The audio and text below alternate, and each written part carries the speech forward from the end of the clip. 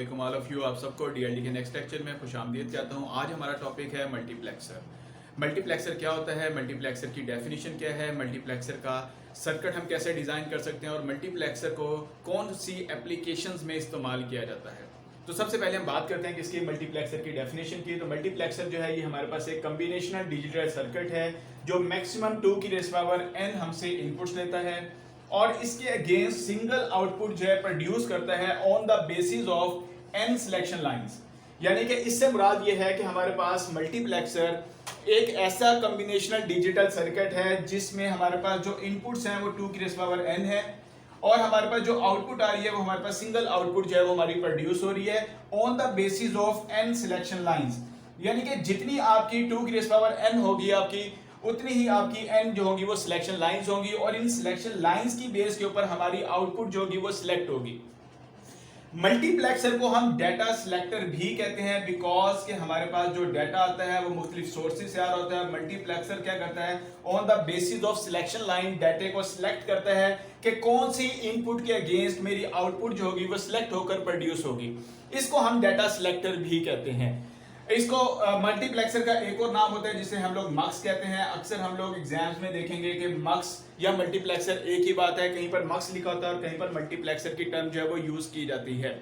अगर हम लोग बात करें मल्टीप्लेक्सर की, तो मल्टीप्लेक्सर में हमारे पास सिंपल सी बात क्या है कि इसमें 2 की रेज़ पावर n हमारे पास इनपुट्स हैं, n हमारे पास सिलेक्शन लाइंस हैं और हमारे पास सिंगल आउटपुट जो है वो प्रोड्यूस होती है। फॉर एग्जाम्पल अगर हम लोग कहते हैं कि हमने 4x1 का मल्टीप्लेक्सर डिजाइन करना है तो इससे मुराद ये है कि 2 की रेज़ पावर 2 ये हमारे पास इनपुट्स होंगी और ये जो आपके पास 2 है that is known as a selection lines. ये हमारे पास क्या होंगी, ये हमारी सिलेक्शन लाइंस होंगी और इन सिलेक्शन लाइंस की बेस के ऊपर डिसाइड किया जाएगा कि कौन सी आउटपुट हमारी सिलेक्ट होगी। अगर मैं कहता हूं कि 2 की रेज़ पावर 3, अगर मेरे पास 2 की रेज़ पावर 3 से मुराद क्या है कि 8x1 का मल्टीप्लेक्सर, तो इसमें 8 मेरे पास इनपुट्स हैं, 1 मेरी आउटपुट है और ये जो 3 है these are the selection lines.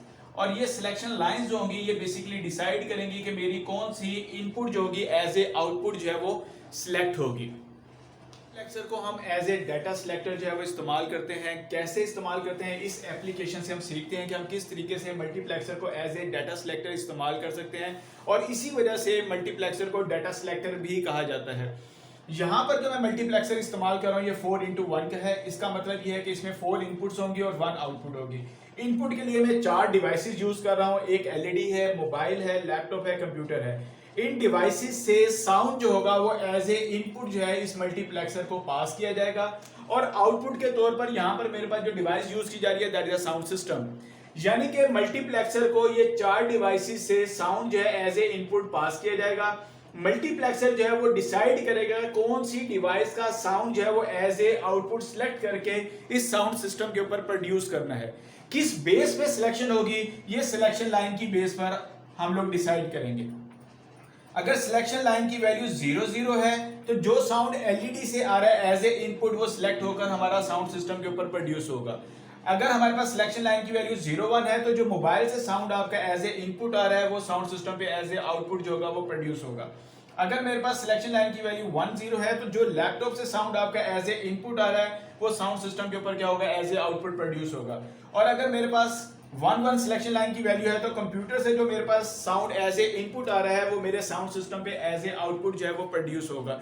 इसका मतलब ये है कि जो मल्टीप्लेक्सर है इसने आपके डाटे को सिलेक्ट किया और सिलेक्ट करने के बाद उसको साउंड सिस्टम के ऊपर क्या किया, प्रोड्यूस किया according to the selection lines. कि जो हम सिलेक्शन लाइन की वैल्यूज बता रहे हैं उसके मुताबिक वो उस इनपुट को सिलेक्ट करता है और उस इनपुट की, उस डिवाइस की या उस इनपुट की जो वैल्यू होती है उसको सिलेक्ट करके क्या करता है वो एज ए आउटपुट जो है वो साउंड सिस्टम के ऊपर या आउटपुट के तौर पर उसको क्या करता है, प्रोड्यूस करता है। कहते हैं कि इसकी 4 लाइन टू 1 लाइन मल्टीप्लेक्सर की 4 लाइन टू 1 लाइन मल्टीप्लेक्सर हम किस तरीके से ड्रॉ कर सकते हैं, उसकी ब्लॉक डायग्राम क्या होगी, उसका ट्रूथ टेबल क्या होगा, लॉजिकल एक्सप्रेशन क्या है, उसकी डिटेल डायग्राम क्या होगी हमारे पास। अगर हम 4 लाइन टू 1 लाइन मल्टीप्लेक्सर की बात करते हैं तो इसमें हमारे पास 4 इनपुट्स हैं A0 to A3, एक हमारे पास आउटपुट है दैट इज अ Y और इसमें हमारे पास 2 सिलेक्शन लाइंस हैं, एक S0 और एक S1। इन सिलेक्शन लाइन की बेस के ऊपर हमारी जो इनपुट होगी वो सिलेक्ट होकर एज ए आउटपुट जो है वो प्रोड्यूस होगी।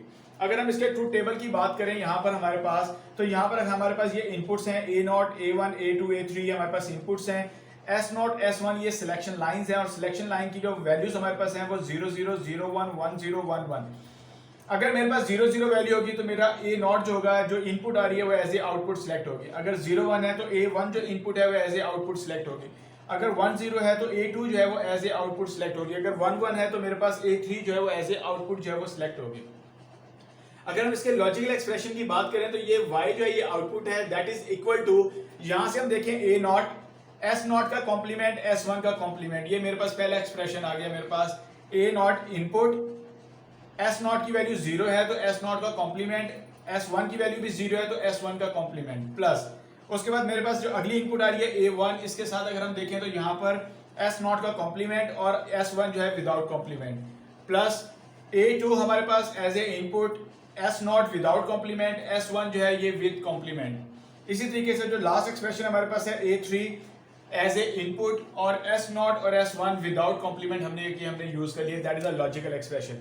अगर इस लॉजिकल एक्सप्रेशन को देखते हैं तो अगर हम लोगों ने यहाँ पर अपना ये सर्किट ड्रॉ करना है तो इस सर्किट को ड्रॉ करने के लिए हमें बेसिकली कितने एंड गेट चाहिए, हमें 1 2 3 4 हमें क्या चाहिए, एंड गेट चाहिए।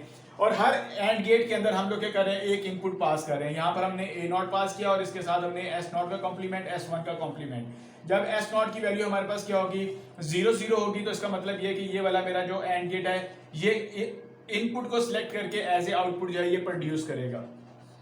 इसी तरीके से इस एंड गेट में A1 और इसके साथ S0 का कॉम्प्लीमेंट और S1, इस एंड गेट में A2 एज ए इनपुट और इसके साथ S0 और S1 का कॉम्प्लीमेंट, और इस एंड गेट में A3 मैंने एज ए इनपुट पास किया और इसके साथ S0 और S1 को विदाउट कॉम्प्लीमेंट हमने क्या किया, पास किया।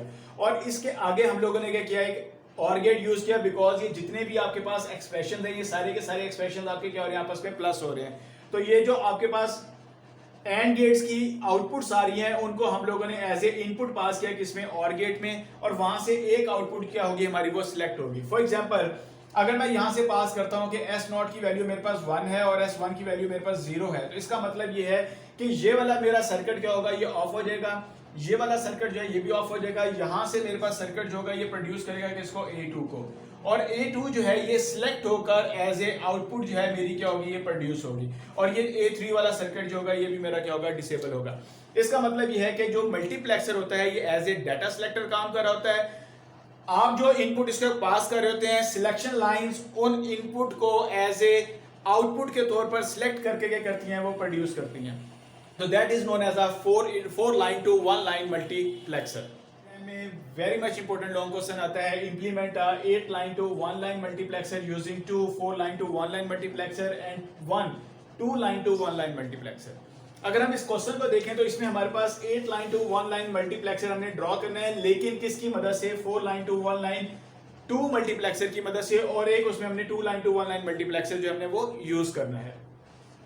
तो यहां पर अगर हम देखें तो 8 लाइन टू 1 लाइन से मुराद क्या है कि 2 की raise power 3 that is equal to 8। ये हमारे पास इनपुट्स हैं, 3 हमारे पास क्या है, इसकी सिलेक्शन लाइंस हैं, राइट। तो हम सबसे पहले इसका ट्रुथ टेबल ड्रॉ कर लेते हैं। तो यहां पर हमारे पास जो सिलेक्शन लाइंस हैं वो हमारे पास S0 से लेकर S2 तक, S0 S1 S2 ये हमारे पास 3 जो है ये सिलेक्शन लाइंस हैं, और Y जो है ये हमारे पास क्या है, आउटपुट है।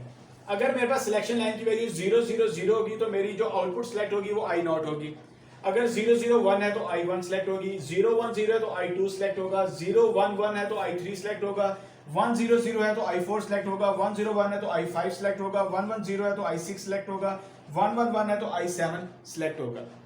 अगर हमने इसकी इंप्लीमेंटेशन करनी है तो इसके लिए अब हम लोगों ने क्या करना है, हमने 4 लाइन टू 1 लाइन मल्टीप्लेक्सर इस्तेमाल करने हैं। ये पहला मैंने मल्टीप्लेक्सर इस्तेमाल किया 4 लाइन टू 1 लाइन, I0 से लेकर I3 इसमें इनपुट जाएंगी। जो सेकंड मल्टीप्लेक्सर है इसमें I4 से लेकर I7 तक मेरी जो है वो 4 इनपुट जो होंगी वो पास होंगी। ये मल्टीप्लेक्सर भी क्या करेगा, एक आउटपुट प्रोड्यूस करेगा, यहाँ पर एक आउटपुट आएगी, यहाँ ये वाला मल्टीप्लेक्सर भी क्या करेगा, एक आउटपुट जो है ये प्रोड्यूस करेगा। किस बेस पे करेगा, S0 और S1 की वैल्यूज की बेस के ऊपर क्या करेगा, आउटपुट को सिलेक्ट करेगा फ्रॉम दीज 2 मल्टीप्लेक्सर। अगर आप यहाँ से देखें S0 S1 की वैल्यू यहाँ पर आपके पास क्या है, 0 0। अगर 0 0 है तो ये मल्टीप्लेक्सर क्या करेगा, ये I0 सिलेक्ट करेगा। इसी तरीके से यहाँ पर जो है आपके पास S0 और S1 की वैल्यू 0 0 है तो ये वाला मल्टीप्लेक्सर क्या सिलेक्ट करेगा, I4 सिलेक्ट करेगा।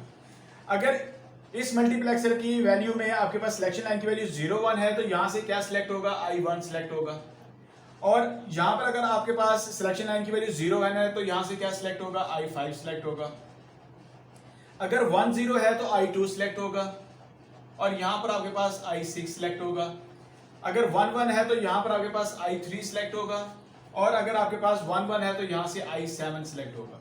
यानी कि इसके अगेंस्ट हमारे पास ये मल्टीप्लेक्सर भी क्या करेगा, सिलेक्शन लाइन की बेस के ऊपर एक आउटपुट आपकी इन चारों में से एक आउटपुट जो है वो आपकी क्या करेगा, प्रोड्यूस करेगा। और ये वाला मल्टीप्लेक्सर भी क्या करेगा, इन सिलेक्शन लाइन की बेस के ऊपर एक आउटपुट जो है वो प्रोड्यूस करेगा। इसके आगे हमने क्या यूज किया, 2 लाइन टू 1 लाइन मल्टीप्लेक्सर। एक आउटपुट आपकी ऊपर वाले मल्टीप्लेक्सर में से आ रही है, एक आउटपुट आपकी इस वाले मल्टीप्लेक्सर में से आ रही है। यहां पर हम लोग क्या करें, यहां पर हम सिलेक्शन लाइन यूज करें S2। अगर हम यहां से देखें तो S2 की हमारे पास वैल्यू जो है वो हमारे पास 0 0 है और हमारे पास क्या है, 1 1 1 है। अगर S2 की वैल्यू हमारे पास 0 होगी तो हमारे पास जो आउटपुट सिलेक्ट होगी वो I0, I1, I2 और I3, इनमें से कोई एक आउटपुट मेरी क्या होगी, वो सिलेक्ट होगी। यानी कि इस मल्टीप्लेक्सर की जो आउटपुट आ रही होगी वो सिलेक्ट होकर एज ए आउटपुट जो होगी वो प्रोड्यूस होगी।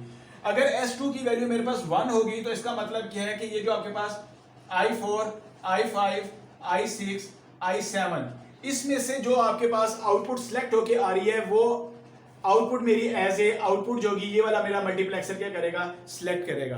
यानी कि S2 जो आपके पास सिलेक्शन लाइन है ये बेसिकली इसकी वैल्यू 0 होगी या 1 होगी। अगर 0 होगी तो वो इस वाले मल्टीप्लेक्सर की जो आउटपुट आ रही है, जो इस मल्टीप्लेक्सर में एज ए इनपुट जा रही है, उसको सिलेक्ट करके एज ए आउटपुट क्या करेगा, प्रोड्यूस करेगा। और अगर मेरे पास S2 की वैल्यू 1 होगी तो ऊपर वाले मल्टीप्लेक्सर में से जो मेरे पास आउटपुट्स आ रही हैं उनमें से जो आउटपुट एज ए इनपुट बनेगी इस मल्टीप्लेक्सर की, वो एज ए आउटपुट क्या होगी, वो सिलेक्ट होगी। तो आज तक के लिए इतना ही। अगर मेरा लेक्चर आपको पसंद आया तो मेरे चैनल को सब्सक्राइब कीजिएगा, लाइक कीजिएगा, शेयर कीजिएगा। अपना ख्याल रखिएगा। अल्लाह हाफिज़।